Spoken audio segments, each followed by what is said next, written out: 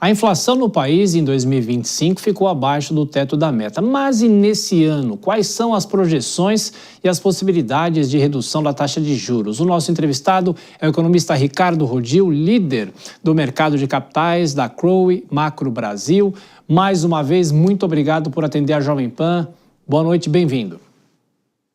Boa noite, Tiago. Boa noite aos telespectadores. Vamos lá. Sempre bom te receber aqui. Bom, claro que o governo ontem, quando esse índice foi divulgado pelo IBGE, o governo comemorou, é claro, dá um certo alívio para a equipe econômica, mas é preciso fazer uma separação, né? Porque as pessoas que vão ao mercado, todos nós que continuamos consumindo, todos nós percebemos que essa é apenas uma parte, esse é um recorte apenas, né? Então, o dia a dia é muito mais complicado do que isso.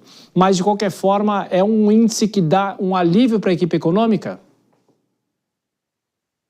Olha, Tiago, eu diria que não. Esse índice não dá um alívio porque, em si, ele já está fora da meta, certo?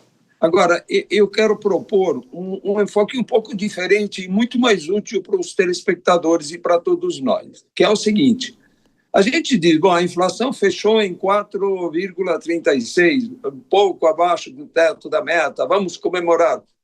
Espera aí, não existe a inflação em si, esse é o índice geral, uma média para o país como um todo. Veja bem, os itens que mais pesaram para cima foi transporte por aplicativo e café. Índices que foram para baixo, arroz e feijão. Às vezes no supermercado a gente não acha isso, mas o indicador diz isso. Então, tem que se olhar para a inflação de cada um de nós. Esse é um ponto que eu insisto muito. Veja bem, eu uso muito aplicativo para me locomover em São Paulo por causa do trânsito. A minha inflação não é 4,36 nem 4,5. A minha inflação é 10%. Então, se eu vou e tento conseguir uma remuneração 4,5% a mais para o ano que vem, eu não estou repondo o que eu perdi com a inflação do meu esquema de despesas, do meu padrão de gasto. Eu não estou falando de ricos ou pobres, depende do que tipo de produtos e serviços você compra. Então, olho vivo. Se você diz, se eu posso comemorar porque eu tive um aumento de 6%, opa, acima da inflação. Não, da minha inflação, não. Eu não consegui repor os aumentos que teve no meu padrão de despesa, está entendendo? Eu acho que isso é uma coisa que tem que ficar claro para o telespectador na hora que vai discutir ou tentar repor o seu poder de compra. Com uma pressão inflacionária menor, vai haver novamente nesse ano a discussão sobre a taxa básica de juros, em 15%, travada já há muitas reuniões do Copom. O senhor acredita que o governo vai continuar pressionando o Banco Central? E também se há espaço para que tenhamos redução com base nesses índices? Olha, eu acredito que o governo vai continuar pressionando, porque esse é o seu papel e ele gostaria de vir a público e falar baixamos a taxa de juros. Agora, eu, pessoalmente, analisando o cenário econômico, macroeconômico como um todo, eu diria que não vai ter espaço. Por quê?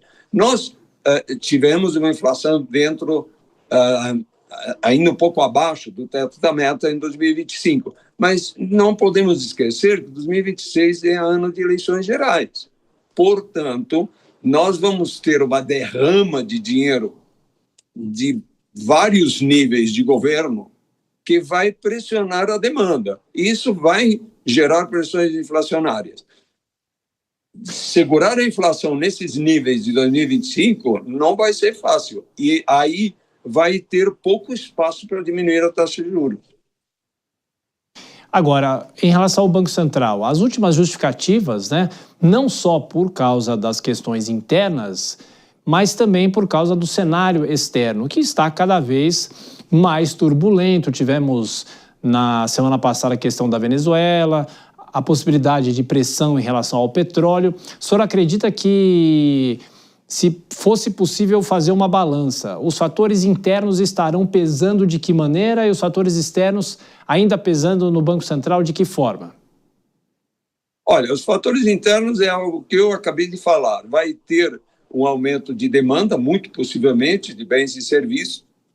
Portanto, isso vai pressionar a inflação para cima. Isso vai diminuir o espaço do Banco Central para abaixar os juros, pelo menos como estava projetado. Agora, o cenário internacional realmente é bem mais complicado e eu diria, com sinais diversos. Porque, por um lado, todo o problema da Venezuela pode acabar em produção de petróleo muito maior, portanto, pressionar o preço internacional do petróleo para baixo. E isso daria algum alívio nesse sentido. E, de outro lado, temos toda digamos, a realidade política interna dos Estados Unidos, que deve estar favorecendo, está já favorecendo o dólar se manter baixo. O dólar se manter baixo, em princípio, para nós, é um alívio de pressões inflacionárias. Por um lado. Por outro lado, teria menos incentivos para os exportadores exportar. Com isso, entraria menos dólar. Então, são aspectos que estão se balanceando um com o outro. Eu queria perguntar para o senhor o seguinte: tivemos nessa sexta-feira a confirmação do acordo entre Mercosul e União Europeia. Claro que dia 17 de janeiro ainda haverá mais discussões, lá na frente também haverá necessidade da aprovação do plenário da Comissão Europeia, mas eu pergunto para o senhor o seguinte: existe uma expectativa de que isso mexa com o mercado dos dois blocos no médio e longo prazos? De que forma é possível esperar um alívio de inflação com novos produtos entrando aqui? Ou talvez existe uma preocupação por parte da indústria, que terá mais concorrência, e talvez indústrias possam ficar para trás por causa dessa concorrência justamente? Toda a crise traz oportunidades, né? Temos ainda, realmente, o Parlamento Europeu tem que aprovar o acordo. No dia 17 está marcado para ser assinado, mas tudo bem, vamos contar com a possibilidade de que isso vá em frente. Em princípio, isto é conveniente para os dois blocos, tanto para a União Europeia quanto para o Brasil. Para o Brasil, em termos de exportações. Não devemos esquecer que, apesar de que França, Polônia e Itália estavam digamos, com receio de que a sua produção agrícola fosse prejudicada com esse acordo, hoje em dia, mesmo sem o acordo, os produtores rurais franceses estão desaparecendo. Estão fechando muitas explorações agrícolas dentro da França. Então, isso deve melhorar, por um lado, as nossas exportações do agronegócio. No médio e no longo prazo, eu não tenho a menor dúvida que isso vai ser conveniente, e o reflexo na inflação, eu acho que não é fácil determinar nesse momento o que vai acontecer, mas pensa bem uma coisa: nós temos um problema de produtividade dentro do Brasil. Então, essa abertura pode gerar facilidades para as indústrias brasileiras importarem equipamento para melhorar a produtividade. Isso traria um aumento do lado da oferta de bens e serviços dentro do mercado brasileiro, o que seguramente alivia a pressão inflacionária. Então, eu vejo com muito bons olhos e acho que os dois blocos se complementam.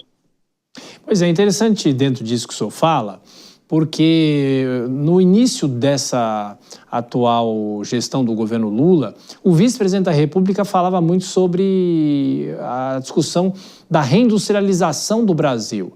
De que forma, se o Brasil não adotar medidas mais amplas para esse setor? Não sei se, na avaliação do senhor, houve uma evolução nos últimos anos ou a indústria sempre reclama que ficou muito parada e não tem muitas vezes como investir por causa de custo Brasil, todo aquele roteiro que a gente já conhece. Mas se a indústria não estiver preparada para enfrentar esse acordo entre o Mercosul e a União Europeia e outros desafios do Brasil, o senhor acredita que haverá mais dificuldades? Olha, hoje, em princípio, a indústria não está realmente preparada para entrar nesse acordo. O acordo tem uma implementação, digamos, por fases, não vai ser assim, de repente, que vai acabar todos os impostos de importação de um lado para o outro, certo? Mas aí que está a oportunidade, porque com esse acordo é bem possível que a indústria consiga importar maquinário para melhorar a produtividade, como eu falava, e com isso, digamos, eu não diria reindustrialização do Brasil, mas realmente temos que andar a passos largos para ganhar produtividade na indústria, certo? E inovação.